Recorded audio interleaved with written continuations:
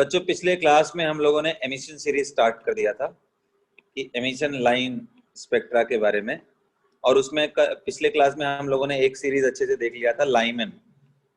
तो बच्चों लाइमन की सीरीज क्या होती है? तो मैंने बताया था collection of all the lines जिसमें इलेक्ट्रॉन कहीं से भी आ रहा हो लेकिन रुकना किस में है? उसको वन में। तो ऐसे किसी भी लाइन का कलेक्शन। लाइन बनता कैसे है? तो जब कभी भी इलेक्ट्रॉन ऊपर से नीचे आता है तो जितना एनर्जी इसका घट रहा है उसी के बराबर एक नया फोटोन निकल के आता है। ये फोटोन जब प्रिज्म से होकर के, ऐसे कई सारे फोटोन जब प्रिज्म से होकर गुजरते हैं तो किसी एक जगह पे स्ट्राइक करते हैं, वहां एक लाइन बनती है, इसी को हम लाइन बोल रहे हैं, इसलिए नाम लाइन सीरीज है बेटा। ठीक है।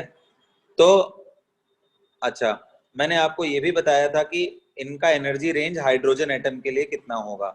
तो आपको याद होगा ये इन दोनों के बीच का गैप 10.2 और मैक्सिमम यहाँ से यहाँ का गैप कितना? 13.6। तो ये एनर्जी बहुत ज्यादा है। विजिबल का मैंने बताया था बेटा 1.6 इलेक्ट्रॉन वोल्ट से 3.2 इलेक्ट्रॉन वोल्ट में अगर एनर्जी आती है तो विजिबल होती है। इसके थोड़ा बहुत आगे पीछे है हल्का सा, लेकिन रफली मैंने बताया इसके आसपास वैल्यू होनी चाहिए। ठीक है। तो ये रहा लाइमन सीरीज। अब आज की सीरीज, अच्छा उसके बाद मैंने आपको डेरिवेशन भी कराया था बेटा कि जो फोटोन निकलेगा उसका वेवलेंथ कितना होगा। तो मैंने बताया था यहाँ से यहाँ अगर आ रहा है तो इसका एनर्जी गैप अगर डेल्टा ई बोलते हैं तो उसी एनर्जी के बराबर फोटोन निकल के आता है, उसका भी एनर्जी उतना ही होता है। तो इसलिए डेल्टा ई को फोटोन के एनर्जी से इक्वल मैंने कर दिया था। और डेल्टा ई मतलब एच सी बाई लेमडा, और सॉरी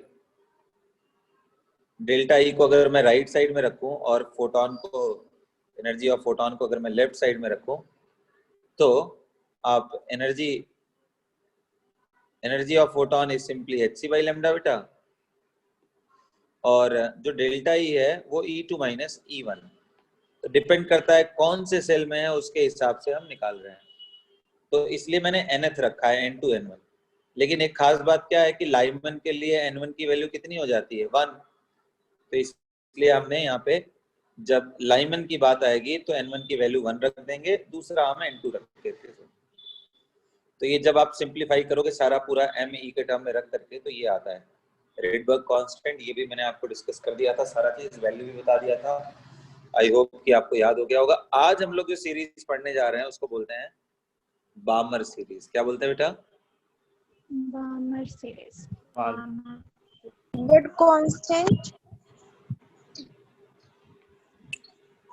हाँ बेटा, आज हम लोग जो डिस्कस करेंगे वो है बामर सीरीज। तो ये बामर सीरीज को पहले मैंने पिक्टोरियली दिखाया है आपको। तो आप देखिए ये 1, ये 2, ये, हाँ बेटा रीडबर्ग कांस्टेंट। रेडबर्ग कांस्टेंट बताया था ना, ये R पिछले क्लास में। रेडबर्ग कांस्टेंट ये पूरी वैल्यू को बोलते हैं और इसकी वैल्यू कितनी होती है? 1096.77। ये देखो। Yes sir.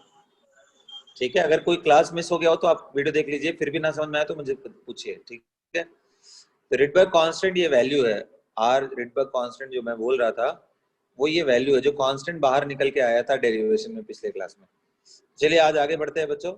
तो बामर सीरीज क्या है बच्चों?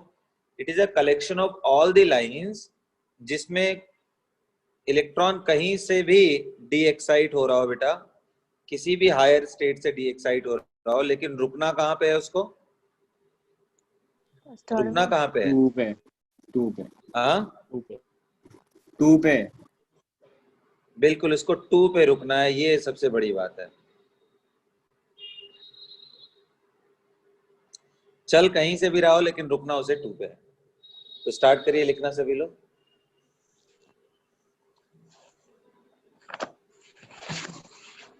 सर हाइड्रोजन में वो 2 पे रुकेगा, वो तो सभी चीज लोएस्ट में 2 पे ही एनर्जी रुकना वाले है। में जाएगा। लोएस्ट वाले में तो नहीं बेटा, लोएस्ट एनर्जी में जाता है ना, वो तो 1 एकदम में जाएगा, एकदम जाएगा बेटा, मैं बिल्कुल बात से सहमत हूँ। एकदम जाएगा, वो फाइनली 1 तक जाएगा, लेकिन 2 तक जितने भी उसमें से रुकते हैं तो उनके करस्पॉन्डिंग भी जो एनर्जी निकल के आती है उनका डिस्कशन अभी चल रहा है। मैं ये बिल्कुल नहीं बोल रहा हूँ कि इलेक्ट्रॉन यहीं रुक जाएगा, इलेक्ट्रॉन यहाँ के बाद यहाँ पे भी आएगा, लेकिन ये जो लाइन निकल के आएगी ये लाइमन्स का कंसीडर किया जाएगा। क्योंकि ये अल्ट्रा वायलेट रीजन में है। तो ये जो इनका ये सारा जो डिस्कशन मैं कर रहा हूँ, ये अलग अलग रीजन की लाइंस का डिस्कशन है। ये जो मोस्टली अब मैं बात करने जा रहा हूँ ये सब विजिबल का है। सो collection of all the lines, कौन सी लाइंस बेटा? Emission lines.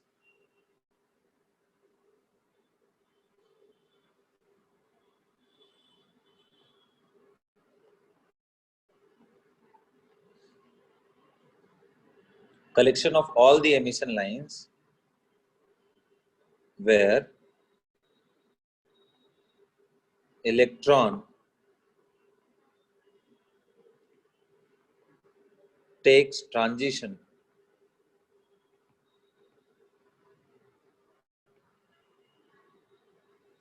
from any higher state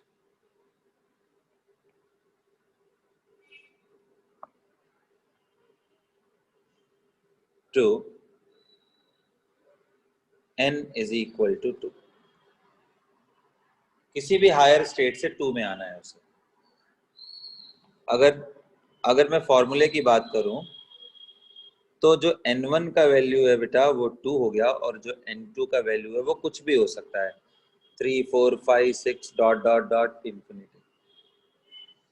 अब अगर मैं उसको डायग्रामेटिक वे में रिप्रेजेंट करूं तो वही सेम चीज, सारा चीज आप रिप्रेजेंट करिए।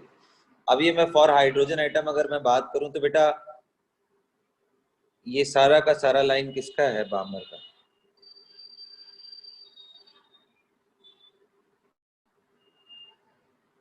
फर्स्ट लाइन है बामर का, second line.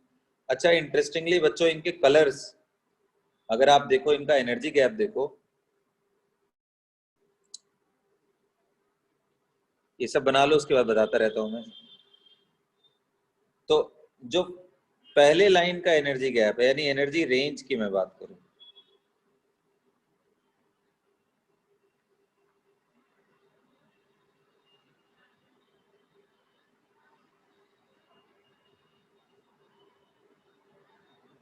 Energy range of बामर series for hydrogen atom, तो बताओ बेटा मिनिमम कितना एनर्जी आएगा? जो फोटोन निकल के आएगा उसका मिनिमम कितना एनर्जी होगा? बोलिए।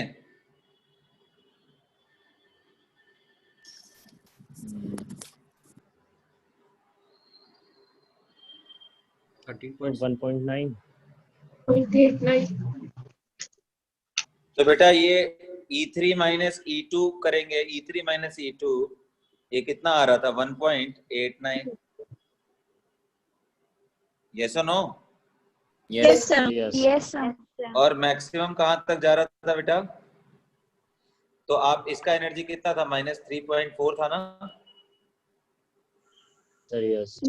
आपको अगर याद हो तो -3.4 इलेक्ट्रॉन वोल्ट था, सर Yes, यस। यहाँ sir. 0 है, और ये -1.51 इलेक्ट्रॉन वोल्ट। तो बच्चों ये जो कलर्स हैं, अगर इनको मैं बात करूं तो जो सबसे पहली लाइन है जो मिनिमम एनर्जी वाली 1.89 में बेटा रेड शेड आता है, तो पहला वाला रेड कलर का था। जो फर्स्ट लाइन थी वो रेड कलर की थी, फर्स्ट 3 लाइंस।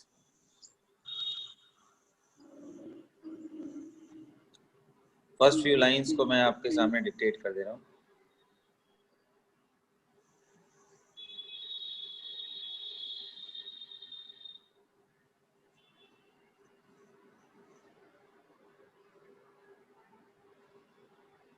ठीक है, तो ये जो पहली लाइन है ये रेड कलर की थी।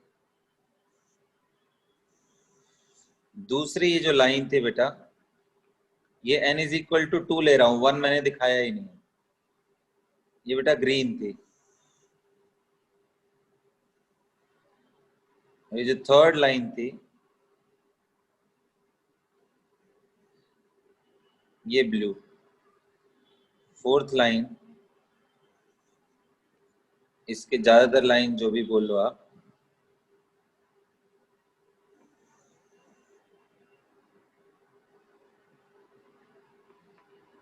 ये थी वॉयलेट। तो कभी कभी ऐसा भी बोल देता है, फर्स्ट लाइन के बजाय वो बोल देता है रेड एंड रेड एंड का मतलब 3 से 2 में आना। ठीक है, तो अब मैं कलर यूज करूंगा तो पता नहीं इस पे दिखेगा कि नहीं। रेड तो दिख रहा है, ग्रीन देख लेता हूँ, ब्लू और वॉयलेट। पता नहीं,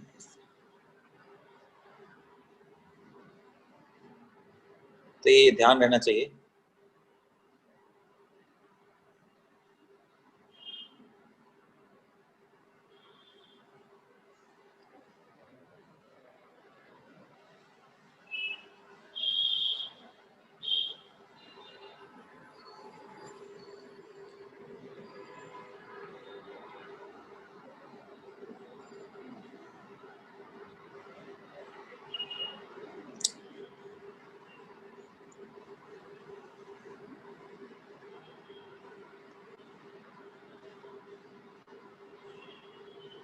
नोट कर लिया बच्चों, आगे बढ़ो। Yes, sir. Sir yes. उसी तरीके से बच्चों अगर आप नेक्स्ट का बात करें, अच्छा फॉर्मूला सेम लगा दोगे आप लोग, जो 1 बाई, अच्छा बच्चों एक चीज और, जो 1/λ है वो RZ², 1/N1 के जगह पे इस बार क्या हो जाएगा, 2 का स्क्वायर माइनस 1/N2 का स्क्वायर, जहां पे N2 का वैल्यू कुछ भी रख सकते हैं, 3, 4, 5 and dot dot dot infinity तक। ठीक है, कोई पूछे बामर में कितनी लाइंस थी, कितने लाइंस थे बामर के? 7। तो 7, 8 नहीं बेटा, इन्फानाइट लाइंस, क्योंकि देखो ना, अलग बात है कि सब मर्ज करता हुआ हो जाता है लास्ट में, तो इन्फानाइट से यहां तक लेके आएंगे तो इन्फानाइट लाइंस हो जाएंगी ना, यस। तो that is a collection of infinite lines. मैंने दिखाया है कलर्स उनके लिमिटेड, और खास बात क्या है कि इनका जो लाइन है मोस्टली किस में है बेटा, मोस्टली किस में है, विजिबल में। ये बड़ा इंपॉर्टेंट, बहुत बार क्वेश्चन पूछा है। Balmer's most of the lines falls into, yeah, most of the lines are invisible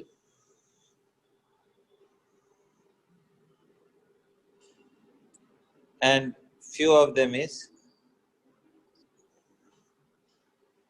in ultraviolet।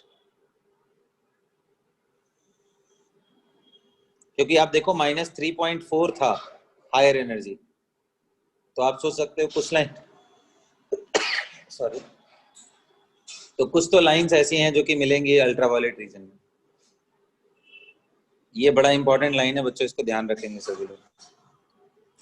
ये हो गया बामर के बारे में। उसी तरीके से बच्चों पास्टियन ब्रैकेट फंड में एक ही जगह दिखा दे रहा हूँ।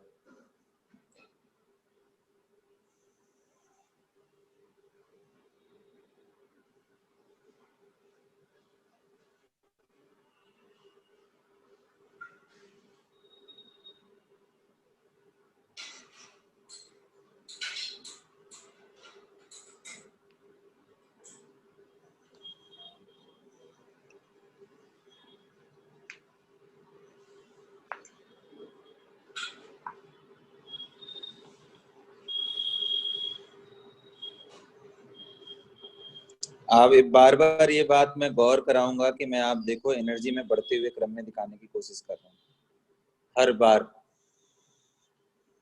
ठीक है, तो ये जो लाइंस का कलेक्शन था, ये आप सभी को मालूम है कि लाइमन के लिए था।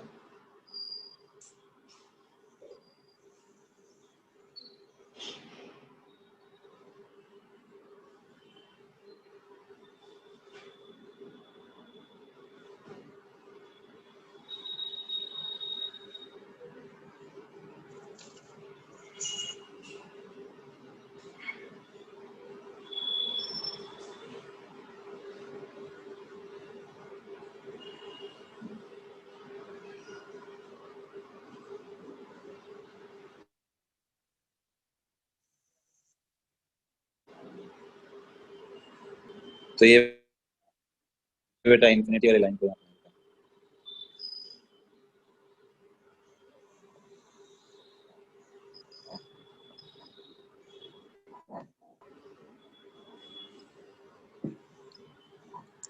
ठीक है।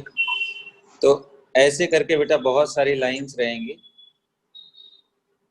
लाइमन की, जो कि मैं अभी दिखाना नहीं चाह रहा हूँ सबको एक साथ, तो मैं डायरेक्टली दिखा दे रहा हूँ।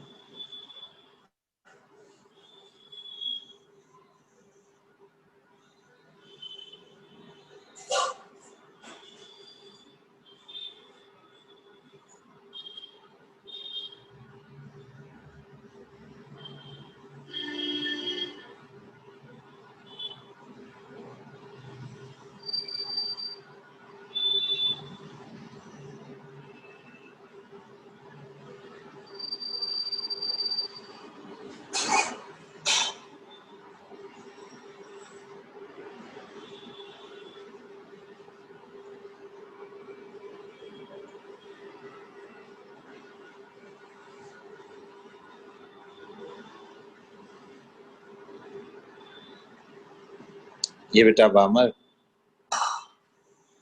बामर्स लाइन, उसी हिसाब से बच्चों ये पास्ट टेंस। मैं दो दो तीन तीन दिखा रहा हूँ, इसका ये मतलब नहीं बेटा कि तीन ही मिलेगा। मैं फर्स्ट लाइन, सेकंड लाइन और लास्ट लाइन दिखाने की कोशिश कर रहा हूँ।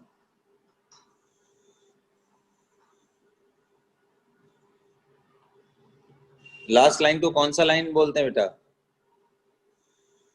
Sir fund. लिमिटिंग लाइंस और सीरीज लिमिट।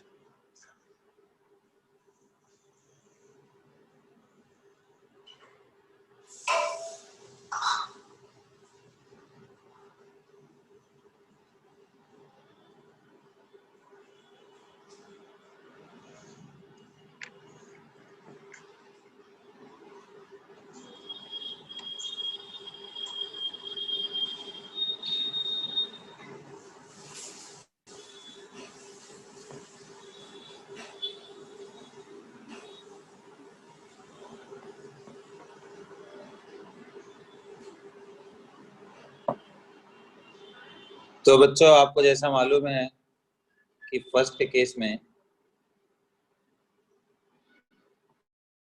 ये कहाँ बिलोंग किया था? यूवी और ये मोस्टली विजिबल पास्टन ब्रैकेट, ये सब किसमें बेटा? आईआर। आईआर का मतलब क्या बेटा? इंफ्रारेड। हाँ बिल्कुल, ये एकदम हाईलाइट कर लेना है। तो इसमें रेडियो वेव्स का नहीं आता? अब यार देखो, अगर आगे ऐसे बढ़ते चले जाओगे तो आएगा, उतना डिस्टिंक्ट क्लासिफिकेशन है नहीं।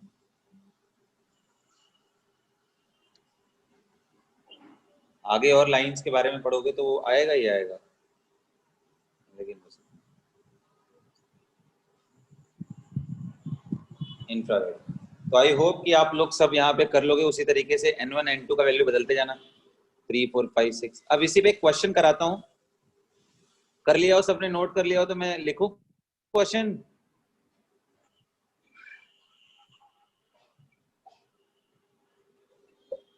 यस और नो? सर हो गया। चलिए आप लोग नोट करते रहिए, मैं क्वेश्चन फ्रेम करता हूँ।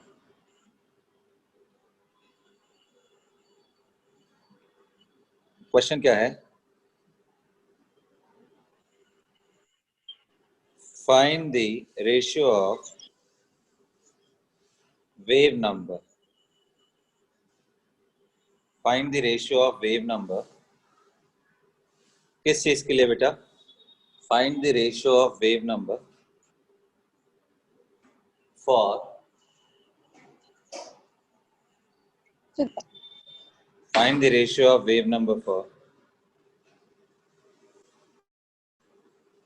second line of Balmer and third line of Lyman, ये आपको रेशियो निकालना है।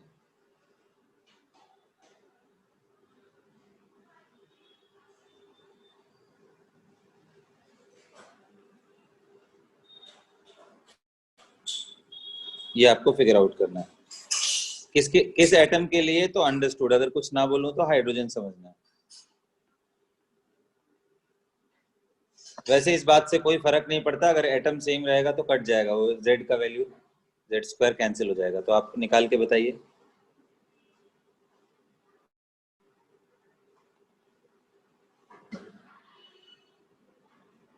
सोच के बताइए, करेक्ट करके बताइए।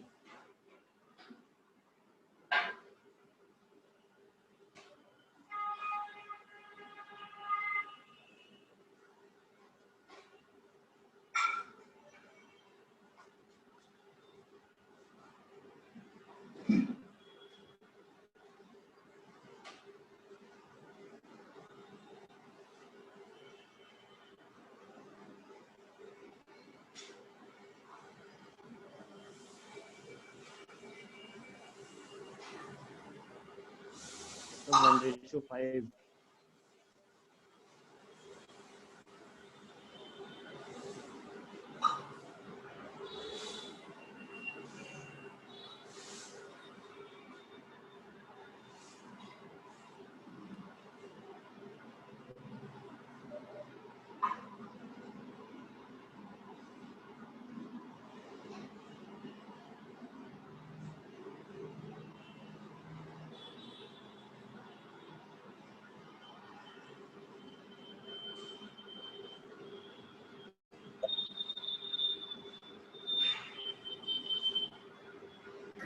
सर 3:15। चलो ठीक है, मैं सॉल्व करता हूँ। आ गया ना आंसर? 1:5. 3:15 एक आंसर बताया। चलो देखते हैं। So तो बच्चों, what 1:2 is wave number? Wave number मैंने आपको पढ़ाया था वेव में कि 1/λ को बोलते हैं, जिसको v बार से रिप्रेजेंट करते हैं। तो जो हमारा एक्सप्रेशन क्या है, 1/λ is equal to rz², 1/n1² minus 1/n2², यही है एक्सप्रेशन। ठीक है, तो इसी 1/λ को मैं क्या मान लूंगा, v बार।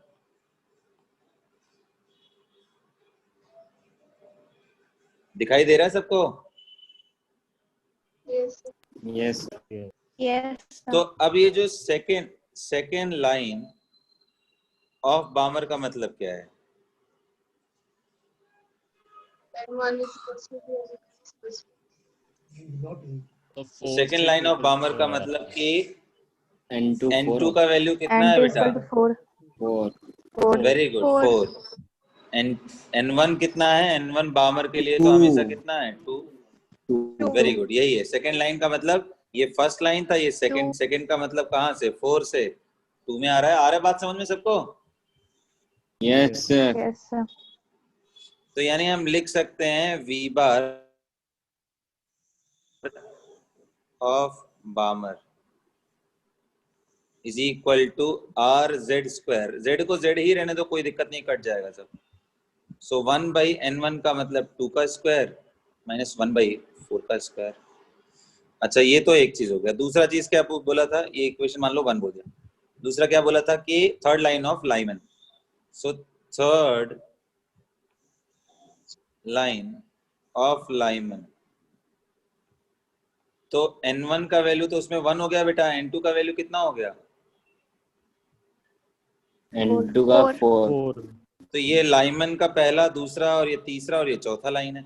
चौथा लाइन का मतलब फिफ्थ से, और थर्ड लाइन का मतलब फोर्थ से। तो यहाँ थर्ड लाइन बोला था बेटा, तो ये 4 से स्टार्ट होगा। तो v बार ऑफ लाइमन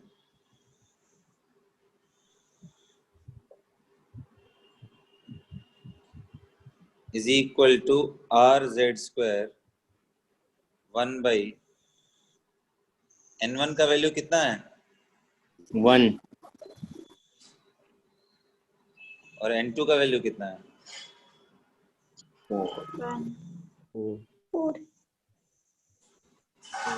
तो ये हो गया बेटा क्या? सेकंड। तो अब हमें रेशियो किसका निकालना था? Balmer to Lyman. So V bar of Balmer divided by V bar of Lyman. ये कर लेंगे हम लोग, दोनों को डिवाइड कर दीजिए तो RZ स्क्वायर कैंसिल हो जाएगा, आ जाएगा बेटा 1/2 square minus 1/4 square whole divided by 1/1 square minus 1/4 square. अब बेटा इसी को सॉल्व कर लीजिए, डिनोमिनेटर 16 वहां पे भी, इसके नीचे भी डिनोमिनेटर 16, न्यूमरेटर में कितना आ जाएगा 4 + 1 5, और यहाँ कितना आ जाएगा बेटा 16, एक मिनट 4 - 1 ना, माइनस होगा। हाँ यहाँ -1, तो यहाँ 16 - 1, तो आप देखो 16 तो 16 से कैंसिल हो गया, अब ये पूरा बचा 3 डिवाइडेड बाई 15, यही करेक्ट आंसर है। सर 3/15 3 से आंसर। 15 भी तो कट जाएगा ना, 1/5। हाँ बिल्कुल बिल्कुल कटेगा, एकदम कटेगा, तो 1:5 will be the correct answer.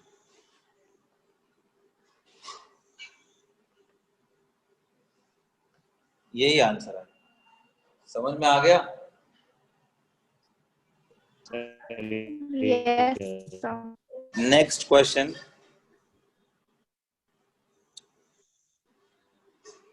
find the wave number of third line of Balmer series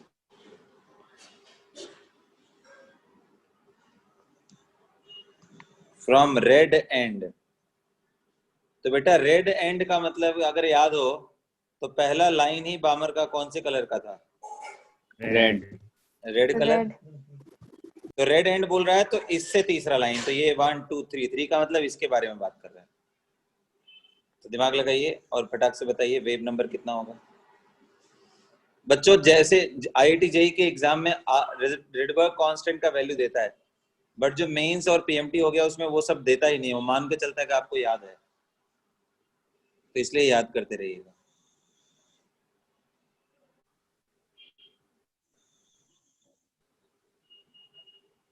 Find the wave number of the third lines of the Balmer series। तो थर्ड लाइन का मतलब क्या हुआ?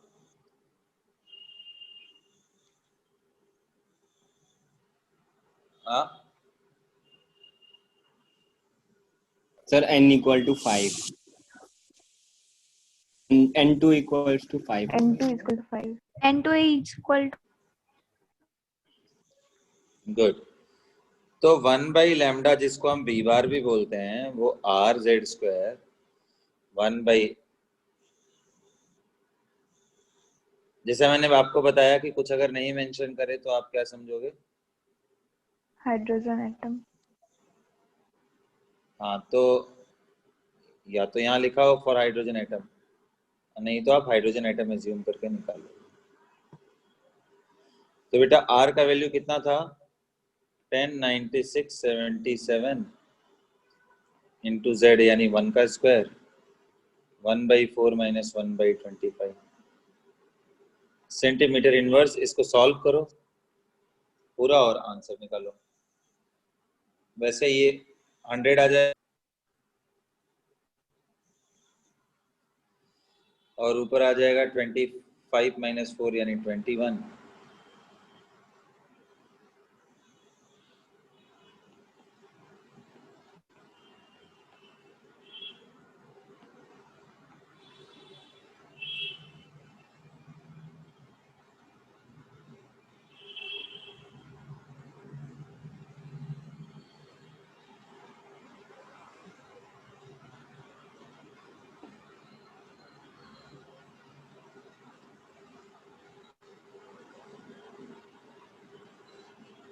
सर हो गया है।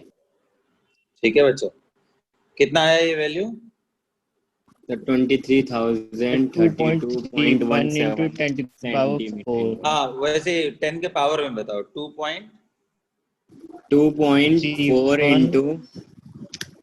into 10 to the power 6 sir वही approx between 10 to हाँ power 4. अप्रॉक्सी 10 to the power So 6. 4. So 4 एक मिनट रिलैक्स, ये देखो 100 है बेटा, ये 0.21 हो जाएगा, ठीक है। तो ऐसे भी 1 2 3 4 5 यहाँ तक दिख रहा है मुझे, और 0.2 से मल्टीप्लाई करोगे तो एक तो 4 आएगा बेटा। पावर 4 एक बार चेक कर लो, पावर 4 आना चाहिए। Sorry. ठीक है, सो इतना Yes. आ गया आपको v बार का वैल्यू। तो ऐसे छोटे छोटे क्वेश्चंस रहेंगे, आई होप कि आप कर लोगे। अब इस तरह के क्वेश्चंस हो गए। अब मेरा क्वेश्चन मैं जो पूछना चाह रहा हूं उस पे देखते हैं कि आप लोग क्या सोचते हो। नेक्स्ट क्वेश्चन मेरा ये है, बाइंडिंग एनर्जी, आयनाइजेशन एनर्जी, ये सब चीज आप निकाल चुके हो। अब थोड़ा आते हैं बेटा नंबर ऑफ स्पेक्ट्रल लाइंस पे, ठीक है। वो बड़ा इंपॉर्टेंट टर्म है और ये भी एक इंपॉर्टेंट चीज है, number of spectral lines.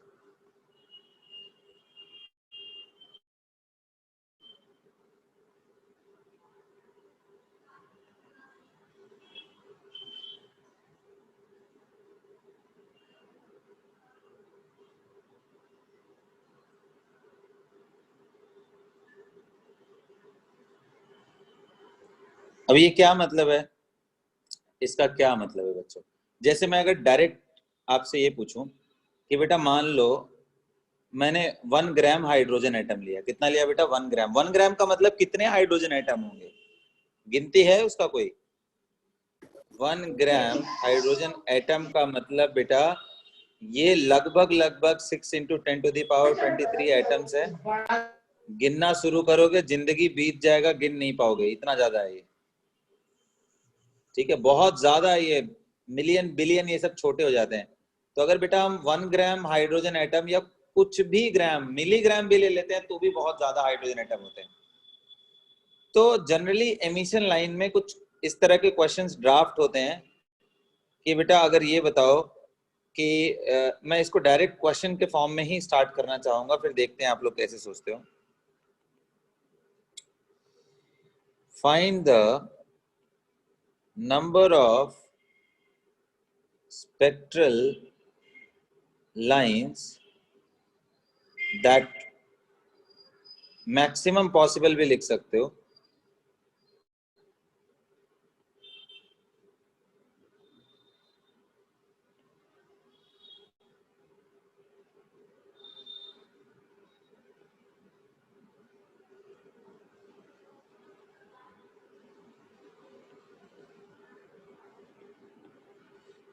that will be obtained when an electron takes transition from n is equal to 4 to obviously n is equal to 1, या ट्रांजिशन के बजाय ये वर्ड रहे when electron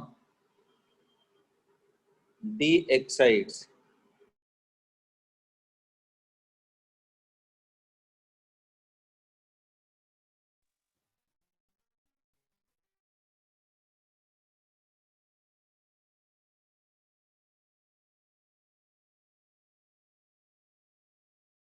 नाम लोग। Yes, sir. तो क्वेश्चन क्या है, मैं एक बार रिपीट कर दे रहा हूं कि अब हम लोग नंबर ऑफ स्पेक्ट्रल लाइंस जानना चाहते हैं एमिशन सीरीज में। तो मैंने एक क्वेश्चन दिया कि find the number of maximum possible spectral lines that will be obtained when an electron de-excites from n is equal to 4 to 1। मतलब बेटा इलेक्ट्रॉन यहाँ पे है ऑलरेडी, आ रहा है बात समझ में? तो Yes. अगर इलेक्ट्रॉन मान लीजिए यहाँ आता है तो ये एक फोटोन निकालेगा, और वो फोटोन जो है ऐसे हजारों लाखों एटम से निकल के जब जाएगा तो पर्दे पे लाइंस बनाएगा। तो जब भी वो क्वेश्चन पूछे डिफरेंट पॉसिबल लाइंस, तो आप यूं समझो कि वो डिफरेंट पॉसिबल वेवलेंथ या different possible energy of transition के बारे में पूछ रहा है। तो आपके हिसाब से क्या लगता है आपको? तो फटाफट शुरू करिए, बताइए।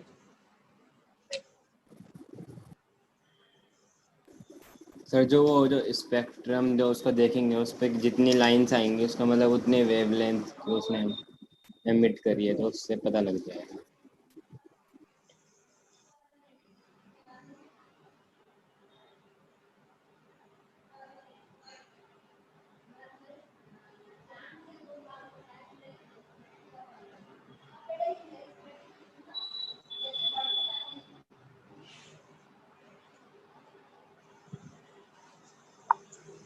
बोलिए बच्चों।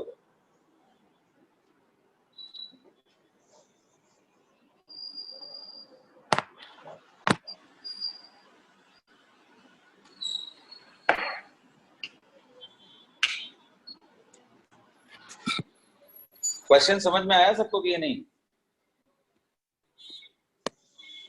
Yes sir, question. यस। ठीक, सोच के बताइए।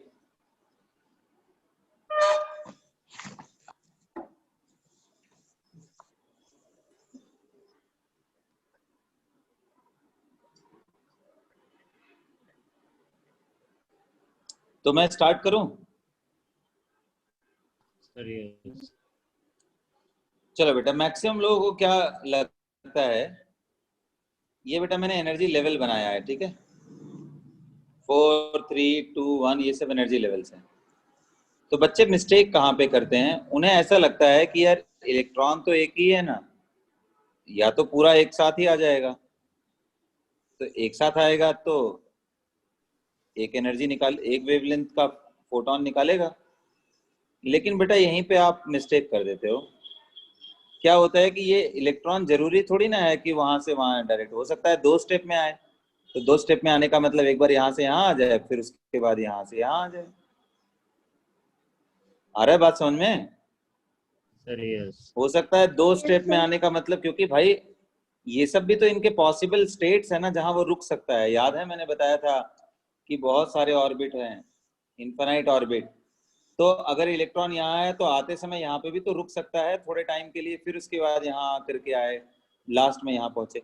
तो बेटा सारे पॉसिबिलिटीज को देखना है हमें। या हो सकता है इलेक्ट्रॉन 3-3 स्टेप में आए, यही हो सकता है ना बच्चों? Sir yes. यस। Sir. अब देखिए ये λ1 यानी इसका एनर्जी अलग है तो ये λ1, इसका एनर्जी सर बिल्कुल अलग है तो ये λ2 हो गया। सर इसका भी एनर्जी अलग है तो ये λ3 हो गया।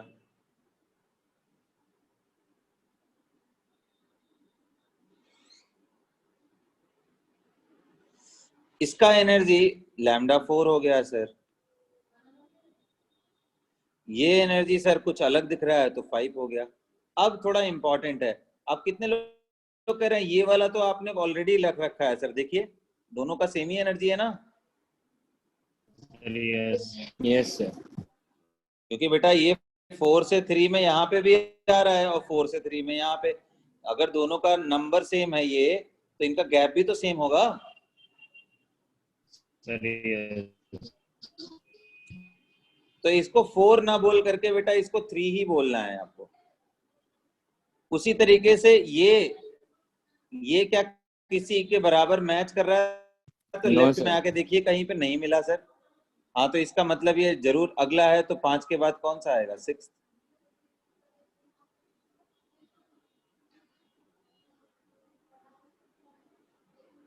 अब बेटा उसी तरीके से आप ये देखिए क्या ये मैच कर रहा है किसी से? लैम्डा यस सर, λ2 से, λ5 से। 5 से। तो इसका मतलब ये नहीं, तो कितने डिफरेंट वेवलेंथ मिले? 6. 6. डिफरेंट एनर्जी फोटोन कितने मिले? 6। 6. तो करेक्ट आंसर क्या आ जाएगा? Answer will be 6 different lines will B obtain. अच्छा मेरा कुछ क्वेश्चंस है।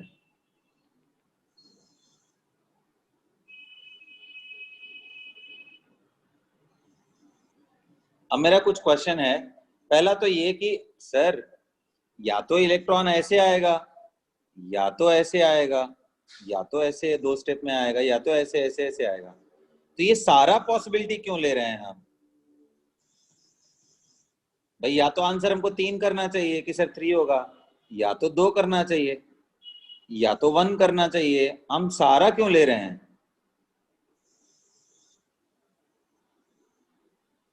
बोलिए।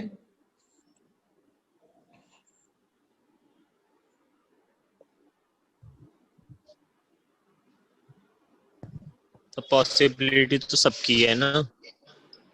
हाँ, पॉसिबिलिटी सबकी है, तो पॉसिबिलिटी सबकी है, लेकिन होगा तो कोई एक ही ना कि सब होगा?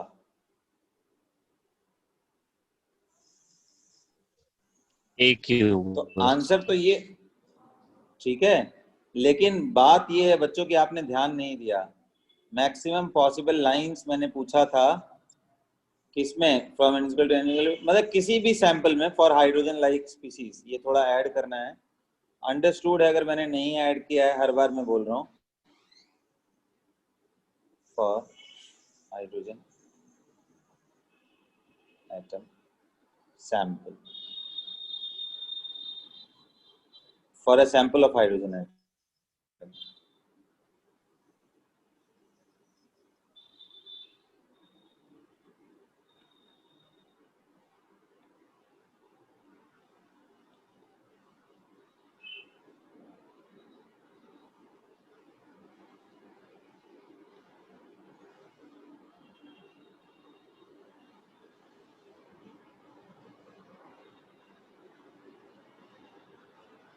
Right, for a sample of hydrogen atom.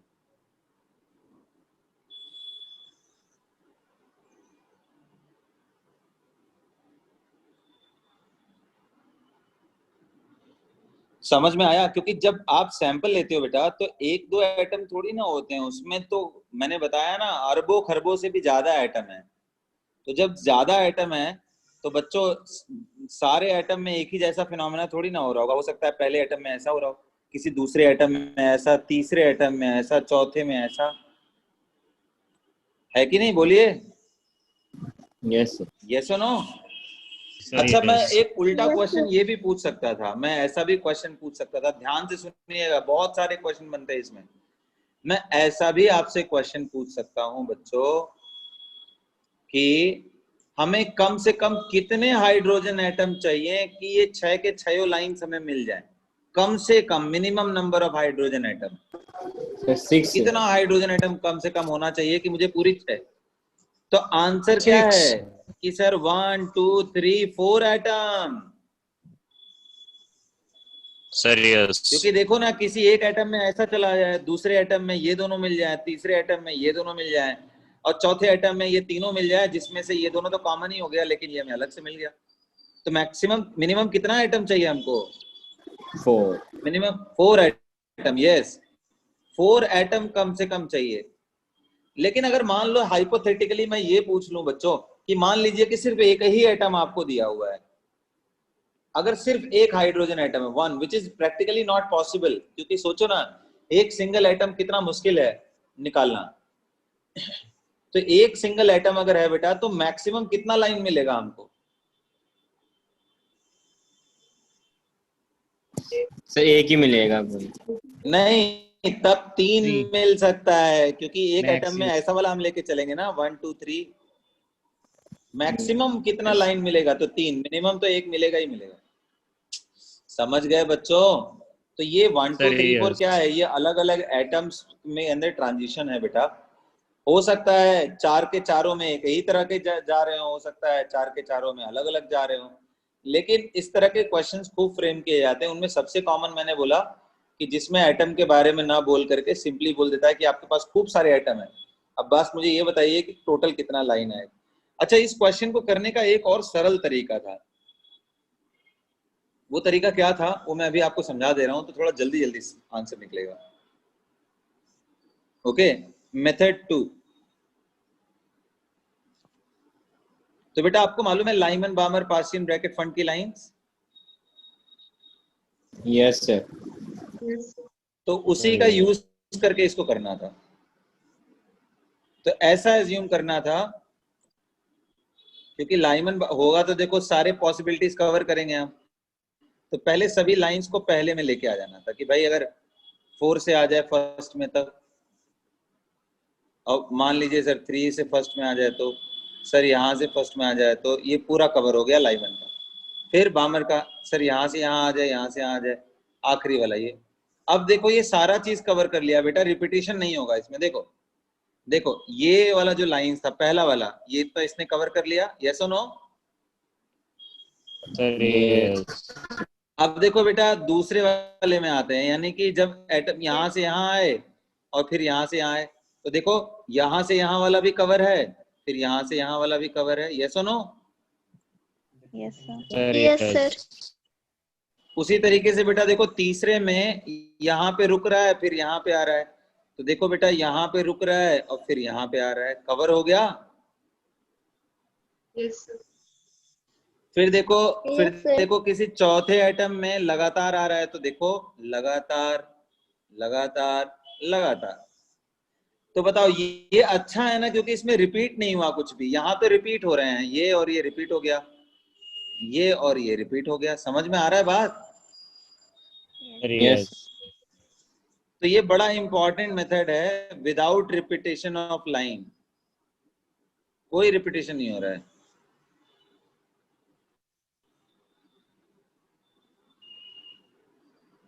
एकदम परफेक्ट है। तो सबसे पहले आप सारा नीचे वाले के लिए दिखा लो, उसके बाद उसके ऊपर वाले के लिए, फिर उसके ऊपर वाले के लिए। टोटल काउंट करो तो कितना आ रहा है? 3 + 2 + 1 कितना आ गया बेटा? 6। अब और एक क्वेश्चन दे रहा हूं, करो तो सब लोग।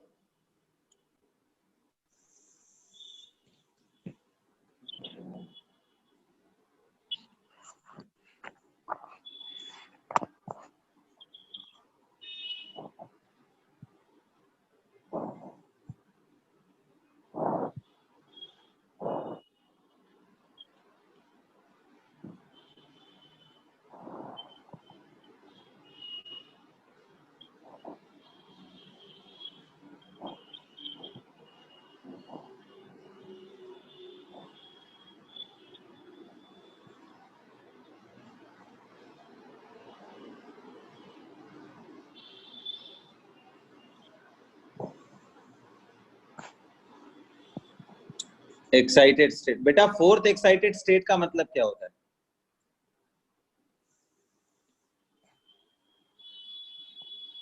तो वो So 5 the n equals to 4, right? n = 5। नहीं, n = 5। फोर्थ एक्साइटेड स्टेट का मतलब n = 5। याद करो, ग्राउंड स्टेट को बोलते हैं n = 1। Yes.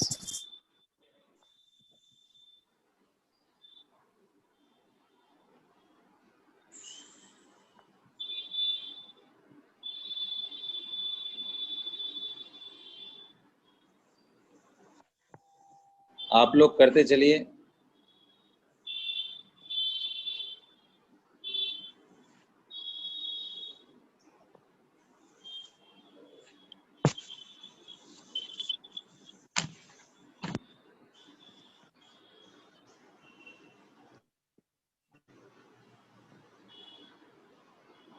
Sir 10। Yes, sir. 10. Yes, sir. 10. Very good, जल्दी, क्या बात है, बहुत बढ़िया। तो बिना रिपीटेशन वाला करें या फिर पहले वाला करें? बहुत टाइम टेकिंग है ये वाला, क्योंकि इसमें बहुत सारा चीज देखना पड़ेगा। स्टेशन वाला। लेकिन ये बहुत ऑथेंटिक है बेटा। इसमें अगर दूसरे टाइप का क्वेश्चन आ गया तो वो आप कर पाओगे। दूसरे yes, टाइप का बिना मतलब नंबर ऑफ repetition। मिनिमम। हाँ, तो बिना रिपीटेशन वाला भी इम्पोर्टेंट है, वो भी इम्पोर्टेंट है। तो चलो आओ देख लेते हैं। तो बिना रिपीटेशन के करना हो तो सबसे पहले लाइमन की सारी लाइंस बना लो। तो बेटा अल्ट्रावायलेट में कितना मिल गया लाइंस?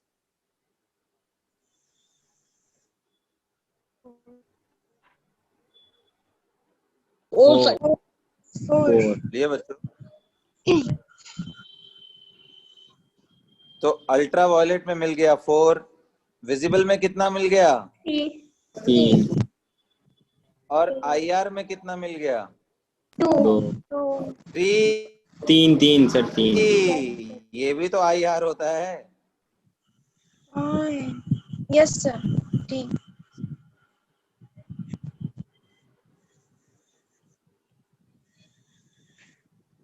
ऐसे क्वेश्चन खूब घुमाता है बच्चों।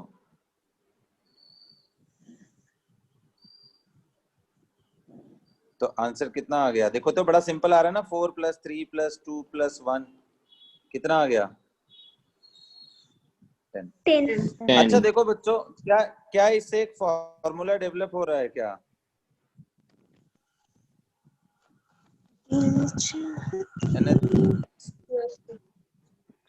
to n is equal to 1, क्या कुछ बन रहा है क्या? देखो तो कि देखो, अगर आप ध्यान से देखो तो 1 + 2 + 3 + 4 + ... n-1 तक जाएगा। देखो तो जब ये फोर्थ एक्साइटेड स्टेट यानी कि n is equal to 5, fourth excited state का मतलब क्या है? फिफ्थ ऑर्बिट, यस और नो? तो देखो Yes, फिफ्थ sir. ऑर्बिट से जा रहा है तो सम कितना हो रहा है 1 2 3 4, एक कम हो रहा है बस।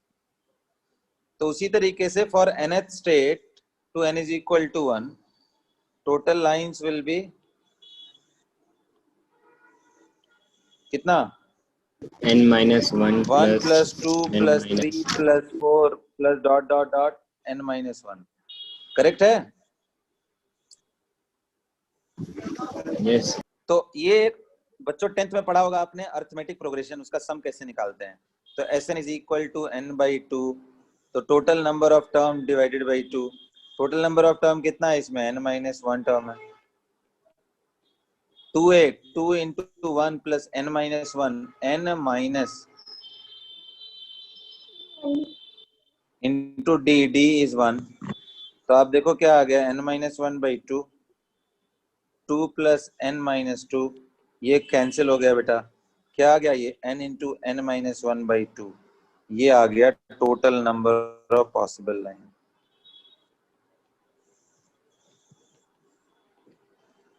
लेकिन ये कब वैलिड है बेटा? जब वो कहीं से चल के कहां पे रुक रहा हो, लास्ट में 1 पे।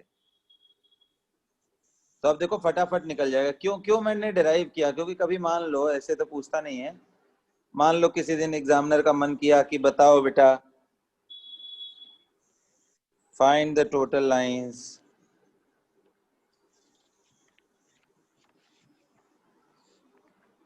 From n is equal to 10 when electron d excited from, तब तो यार हम ऐसे डायग्राम बना के कैलकुलेट करते रहेंगे सुबह तक।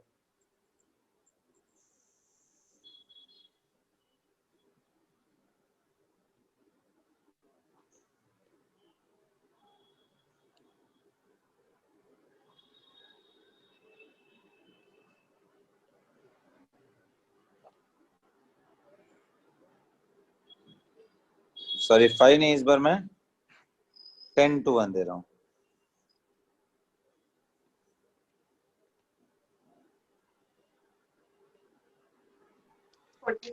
तो बेटा समझ में आया फॉर्मूले का यूज क्या है? फटाफट लगा Yes. दो, n का वैल्यू 10 है 45. 45। तो टोटल लाइंस कितना आ गया? कितना सिंपल है, नहीं तो ऐसे बना के निकालोगे तो कितना टफ हो जाएगा, सोचो। सर अगर ये n equal to 10 to n equal to 5 हो जाएगा तब तो ये फॉर्मूला वैलिड नहीं है। फॉर्मूला वैलिड नहीं है, लेकिन उसको रीस्ट्रक्चर कर सकते हो। Yes, sir. थोड़ा दिमाग लगाओगे तो उसमें भी फॉर्मूला लगा सकते हो, लेकिन थोड़ा चेंज करके। खैर मेडिकल में तो ऐसा कभी पूछेगा भी नहीं, जेई के एग्जाम में थोड़ा पूछ भी सकता है। तो 10 into 9/2, तो ये आंसर कितना आ गया बेटा 45। अब यही अगला मेरा क्वेश्चन था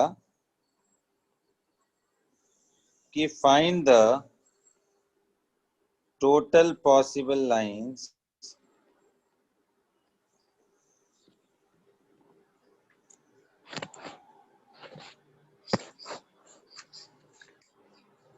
d excites from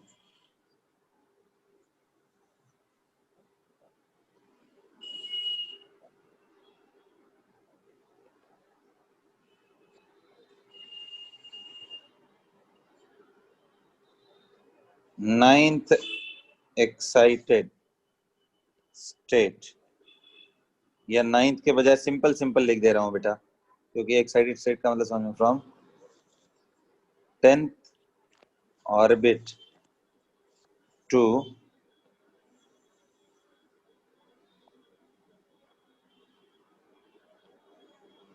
10th orbit से कहां पे?